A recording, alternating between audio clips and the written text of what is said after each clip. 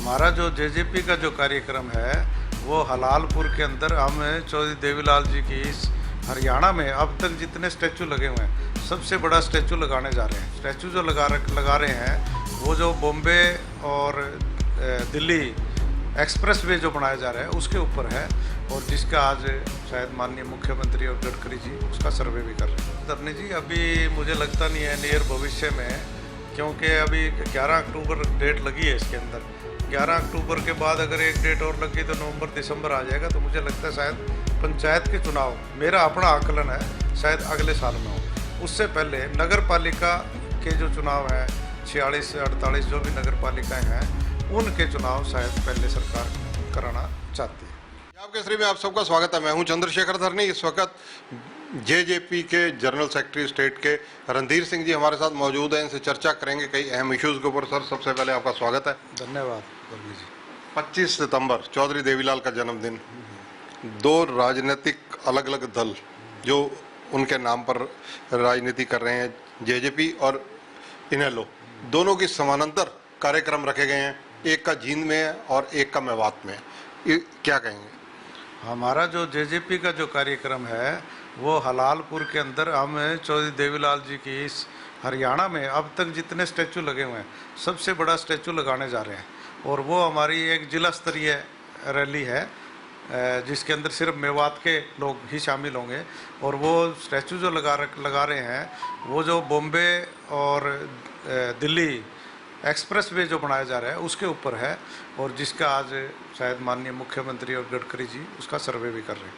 तो उस स्टैचू को हम वहाँ लगाने का काम करेंगे जो अब तक के स्टैचू हरियाणा में लगे सबसे हाईएस्ट लंबा तगड़ा ऊंचा स्टैचू होगा। रणधीर जी, मेरा सवाल फिर वही है कि क्योंकि इनेलो इस वक्त उनका ग्राफ राजनीतिक रूप से जहाँ है वो किसी से छुपा नहीं है, तो इनेलो अपना राजनीतिक ग्राफ बढ़ाने के लिए प्रयास कर रही है। आपको क्या लगता है? नहीं, वो तो देखो अलग अलग पार्टी है राजनीतिक में जो अपना का प्रयास है जो वो सारे ही कर रहे हैं, कांग्रेस भी कर रही है, वो भी कर रहे हैं, तो ये तो चलता रहेगा राजनीतिक रूप से।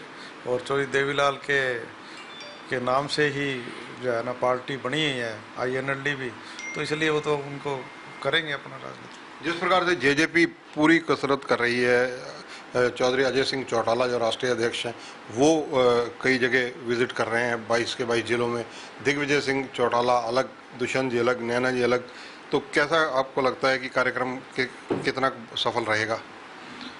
सारी जगह डॉक्टर अजय सिंह जी जा रहे हैं। जो हमारी जिला स्तरीय वर्कर मीटिंग ले रहे हैं उसके अंदर एक तो हमने जो सदस्यता अभियान चलाया था 25 अगस्त से 25 सितंबर तक, उसके बारे में रिव्यू कर रहे हैं। और साथ में ही 25 सितंबर को जो ताऊ देवीलाल जी का जन्मदिन है उस जन्मदिन के उपलक्ष्य में सभी कार्यकर्ताओं से मेल मिलाप कर रहे हैं और उनको यही कहा जा रहा है कि आप अपने जिला स्तर पर जहाँ जहाँ ताऊ देवीलाल जी के स्टैचू है वहाँ अपने कार्यक्रम करें, ब्लड डोनेशन करें, सामाजिक कार्य करें।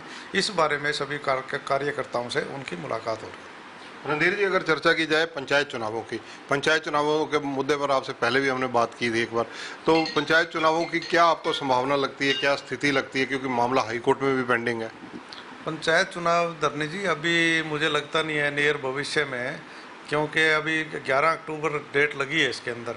11 अक्टूबर के बाद अगर एक डेट और लगी तो नवंबर दिसंबर आ जाएगा, तो मुझे लगता है शायद पंचायत के चुनाव, मेरा अपना आकलन है, शायद अगले साल में हो। उससे पहले नगर पालिका के जो चुनाव हैं 46 से 48 जो भी नगर पालिकाएँ हैं उनके चुनाव शायद पहले सरकार कराना चाहती है। रणधीर जी, इसके अलावा ऐलनाबाद के उपचुनाव भी लटक रहे हैं। 6 महीने से ज़्यादा का समय हो गया।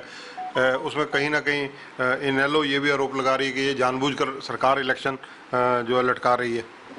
नहीं, ऐसी कोई बात नहीं है। कई इनके अलावा हिमाचल के भी आपके सामने हैं, 2 विधानसभा के 1 लोकसभा का चुनाव है, वो भी नहीं हो रहे। कोविड की वजह से ये टाले गए थे और अब जब चुनाव आयोग इस पर तिथि निर्धारित करेगा तो जरूर होंगे चुनाव।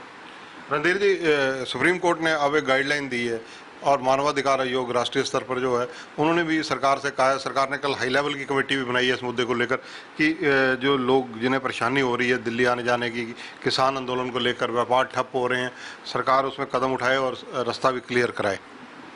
मुझे लगता है कि अब ये रास्ता क्लियर हो जाएगा, क्योंकि किसान भी सुप्रीम कोर्ट के आदेश आने के बाद थोड़ा सा कल से सक्रिय हुए हैं, और वो भी शायद उनकी भी इच्छा है कि वो खुद कह रहे हैं कि हमने रास्ते नहीं बंद किए हुए, दिल्ली गवर्नमेंट ने रास्ते बंद किए। तो मुझे लगता है कि जल्दी रास्ते शायद खुल जाएंगे। किसानों ने 27 को भारत बंद का आह्वान कर रखा है, उसे कैसे देखते हैं आप? वो तो चलो, भारत बंद का आह्वान तो ये उन्होंने किया है, जो एजिटेशन को आगे और ज़्यादा, क्योंकि एजिटेशन को लंबा चलाना चाहते हैं, क्योंकि अगले साल फरवरी में यूपी के और पंजाब के चुनाव हैं, तब तक ये इस एजिटेशन को ऐसे ही कुछ ना कुछ बंद करके और करके चलाते रहें। रणधीर जी, कांग्रेस की बात की जाए, कांग्रेस के नेता प्रतिपक्ष भूपेंद्र सिंह हुड्डा हों, प्रदेशाध्यक्ष कुमारी शैलजा हों, या रणदीप सुरजेवाला हों, राष्ट्रीय स्तर पर बड़ा नाम है उनका, संगठन में भी हैं, जनरल सेक्रेटरी हैं राष्ट्रीय स्तर पर, इन लोगों को सीधा कहना कि सरकार की नीयत नहीं है किसानों का मामला हल करने की, तीनों कृषि कानूनों को लेकर सरकार कहीं ना कहीं अड़ियल रवैया अपना रही है। नहीं, ऐसी कोई बात नहीं है, क्योंकि ये जो कृषि कानून बने हैं, जब ये बने थे सरदार मनमोहन सिंह के टाइम में, उस कमेटी के चेयरमैन हुड्डा साहब होते थे, और वो ड्राफ्ट जो हुआ ये बिल और ये जो कानून बने हैं, ये हुड्डा साहब के समय में बने हुए हैं, और वो ही लगे। और आपके देखने में आया, विधानसभा का जब चुनाव था, उस चुनाव के दौरान, चुनाव क्या, विधानसभा का जो सेशन था, उस दौरान हुड्डा साहब ने खुद माना कि भी हाँ, ये एक्ट में, इनमें कानून में कोई दिक्कत नहीं है, सिर्फ एमएसपी जोड़ दी जाए। ये उनकी खुद की, आप रिकॉर्ड निकाल के विधानसभा का देख सकते हैं। रणधीर जी, एक सवाल और, पिछले दिनों जो दिग्विजय सिंह चौटाला जी हैं, उनसे जब चर्चा हुई थी तो उन्होंने संकेत दिया था कि यूपी के इलेक्शन हो या पंजाब के इलेक्शन हो, पड़ोसी राज्य हो जहाँ के भी, वहाँ भी जेजेपी हालात के अनुसार कि इंडिपेंडेंट या गठबंधन में चुनाव लड़ सकती है। उसके लिए जेजेपी, क्योंकि आप संगठन से जुड़े हुए हैं, संगठन की क्या तैयारियाँ चल रही हैं? अभी इसके बारे में विचार विमर्श करेंगे हाई लेवल पे, हम अपनी कमेटी गठित करेंगे, उनकी रिपोर्ट लेंगे, और उसके बाद इस पर निर्णय, फाइनल निर्णय हमारे राष्ट्रीय अध्यक्ष डॉक्टर अजय सिंह चौटाला जी और डिप्टी चीफ मिनिस्टर मधु सेन जी और सरदार निशान सिंह जी, इनसे चर्चा करके इस पर फाइनल फैसला भी करेंगे। धन्यवाद। तो ये चौधरी रणधीर सिंह जी, जेजेपी के जनरल सेक्रेटरी हैं। इनका कहना है कि 25 तारीख को चौधरी देवीलाल जी के जन्मदिन पर मेवात के अंदर एक बड़ी मूर्ति उनकी लगाई जा रही है, क्योंकि मेवात एकमात्र ऐसा जिला और क्षेत्र है जहां पर चौधरी देवीलाल की अतीत में आज तक कोई भी प्रतिमा नहीं लगी हुई है। चौधरी देवीलाल की नीतियों पर जेजेपी चल रही है, जेजेपी उनके नाम पर कोई राजनीति नहीं कर रही है, ये मानना है रणधीर सिंह का। कैमरामैन संजय सिंह के साथ चंद्रशेखर धरनी, पंजाब केसरी टीवी, चंडीगढ़। हमसे जुड़े रहने के लिए हमारे YouTube चैनल को सब्सक्राइब करें और नई वीडियो की नोटिफिकेशन के लिए बेल आइकॉन को दबाएं। अगर आप ये वीडियो Facebook पर देख रहे हैं तो लाइक जरूर करें और ज्यादा से ज्यादा शेयर करें। धन्यवाद।